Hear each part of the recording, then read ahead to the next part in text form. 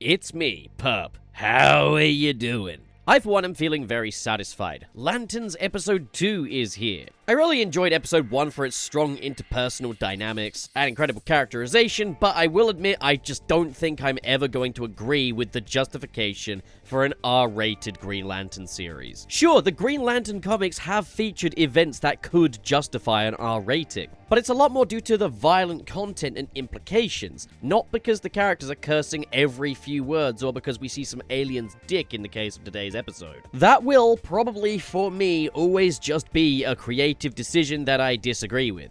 Am I saying it's a bad creative decision? No, I just personally disagree with it. I don't think they should have gone that direction. I think you could take everything that's here and put it under a PG-13 or something, and you'd lose nothing. Am I speaking from the trauma of being unable to see Spider-Man 1 back in the day because it was a 12? Yes. And you can say it's character building all you want. The character it built is shit.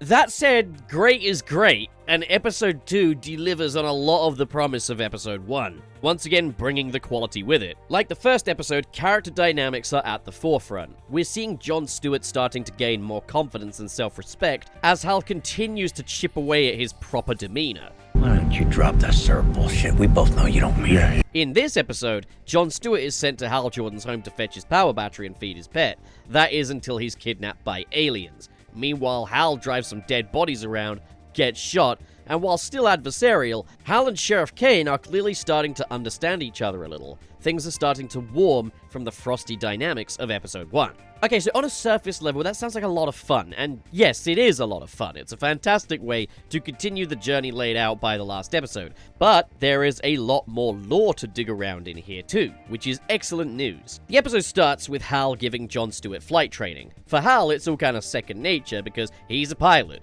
but for John, the first thing that springs to mind is a bird. Now, I gotta say, I love the juxtaposition between fighter pilot and someone who hasn't really done that. Hal thinks fly, he knows exactly what to picture.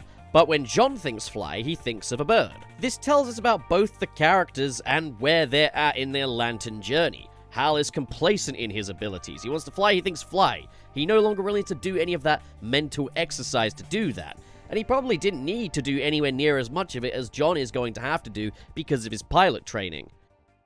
John, on the other hand, creates a little life form, and it acts exactly like a real bird. So we're establishing early on someone who values life above all else versus someone who is tired of life, as suggested in Episode 1 when the alien hinted at the possibility that Hal Jordan wants to die. But the flight training ends when the Green Lantern ring runs out of power. So as I mentioned, a fetch quest ensues. John has to go retrieve the power battery. However, Hal gives John the task of keeping that bird construct alive for his entire journey to demonstrate his concentration, which is integral to being a Green Lantern.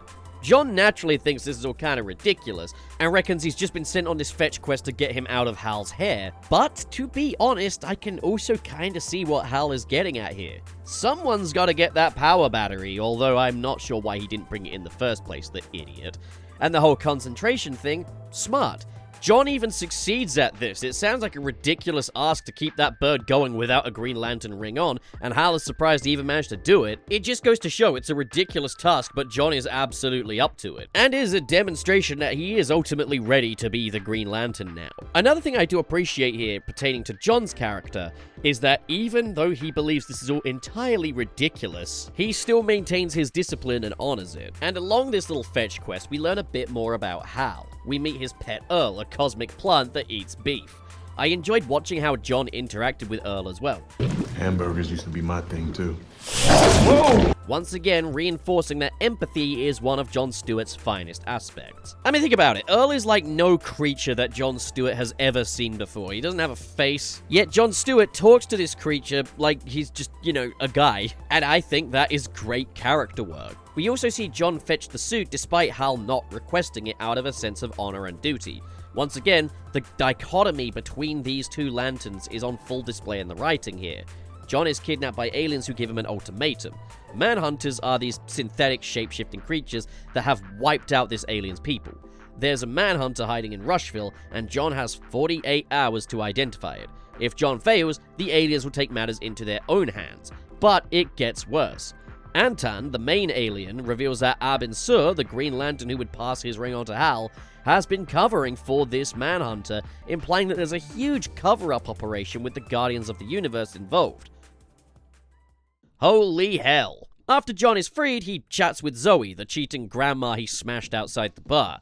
Now, I'm hoping the show isn't going to rationalize infidelity here, but I do appreciate that John mentions that he wouldn't have slept with her had he known that she was married. There is a little something that does concern me here, though. This isn't a criticism so much as it is a concern over a speculatory thing.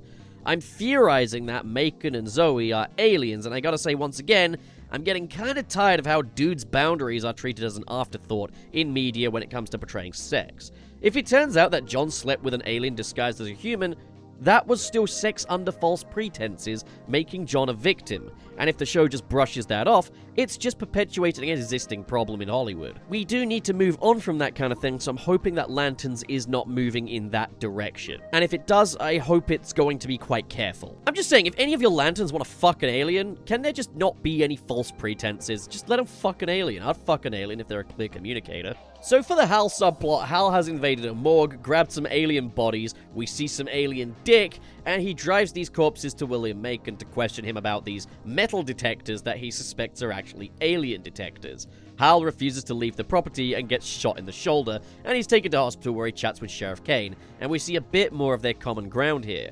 Kane takes issue with Hal invading her jurisdiction and not respecting the line of command. Hal, on the other hand, takes issue with John invading his job. Kane reveals that Hal was sleep-talking about Sinestro.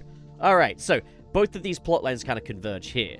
John tells Hal what he learned from Antan, and Hal suits up to visit Sinestro in a space prison, so he can interrogate him about this big cover-up. I will say, I do like how Hal goes from making excuses not to wear the suit, to lambasting Jon Stewart for bringing it, to just deciding, fuck it, we're gonna go see Sinestro, better suit up. Sinestro suggesting that this Manhunter is only the second greatest threat that Hal is up against, also implying that he does know about Jon Stewart. The hell is going on here, then? This is definitely an instance of the plot thickening very quickly. Okay, so, once again, interpersonal dynamics are a highlight. Could have done without the alien dick. Again, I just don't think we're justifying an R rating so far. I know some people got mad at me for saying it, but at the same time, ooh, look at me, my superhero show has swearing in it. Shut the fuck up. Actually, shut the fuck up. So deeply unserious. And I love how the music and overall style changes once Hal suits up. The music reminds me a lot of the early Ratchet and Clank games, and the production design of this prison here is just incredibly cool with all the shiny black aesthetics. Not necessarily obvious decisions, but ones that feel suitably alien. But yeah, still not liking this Green Lantern suit.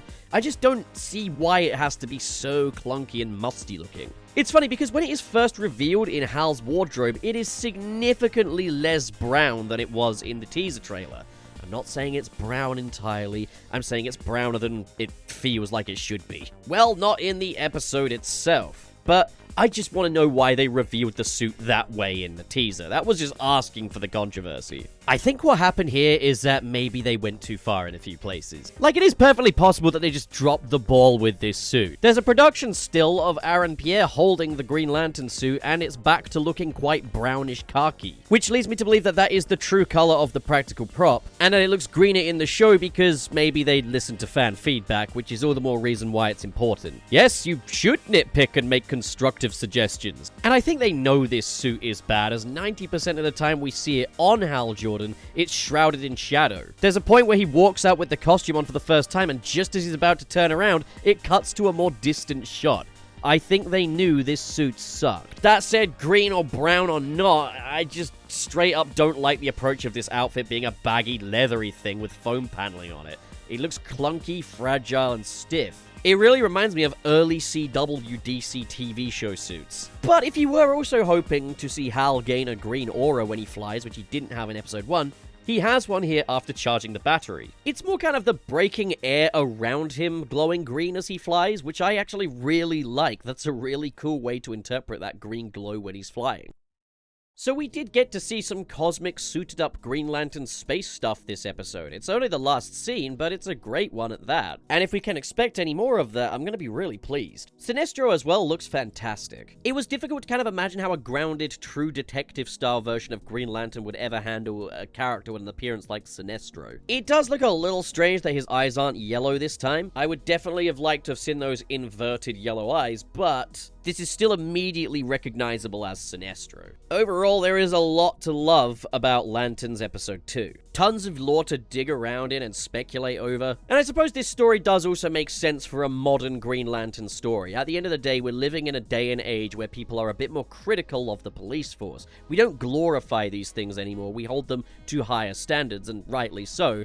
Green Lantern's a space cop. We're exploring the idea of corruption poisoning from the top down. If you look at how the GCPD have been handled in recent Batman projects, this is completely consistent. The way they usually get around that whole thing without glorifying police forces is to portray Commissioner Gordon, or whatever his role is in the story, as someone genuinely trying to make things better from the inside, and I think they're going to do the same with John and possibly Hal. But I think there's a lot that's also called into question because of this, and not in a bad way. There's the whole tagline of only one can wear the ring. A lot of people were hoping to see Hal and John side by side as Green Lanterns, but the plot here seems to be that only one of these guys is going to get to wear the Green Lantern ring. And I'm just saying, maybe that could be how it looks now. Maybe that is, you know, part of the cover-up. Sure, we saw Hal Jordan dead at the end of episode 1, but also we've got shape-shifting aliens in here. And I don't see why an alien would have a Green Lantern ring, and, well, the Hal at the end of that episode sure as hell didn't have one. The fact that I'm speculating like this goes to show, though, that we have an engaging mystery on our hands here. But I do have one more theory, and this is more about the production of the show.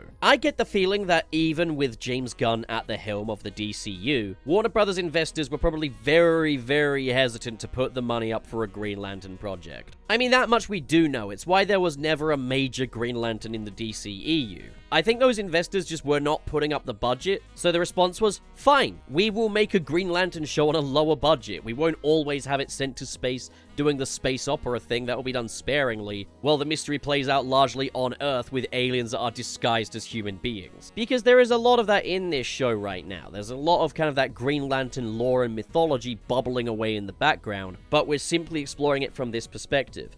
I feel like this show is just what it took to get Green Lantern back out there. I argued a lot about whether or not this was the way to reintroduce the general audience to the Green Lantern in the previous episode review, but I do get the feeling that this was probably genuinely the only way Warner Brothers would ever permit a Green Lantern project be made again. A reminder that corporate executives do not know how nuance works. Alright, video over. Patron time. We got KB, Twilot, Biotin, Sirius the Skeptic, and Mr. SP. Kale Bennett inserts something for Pup to react to.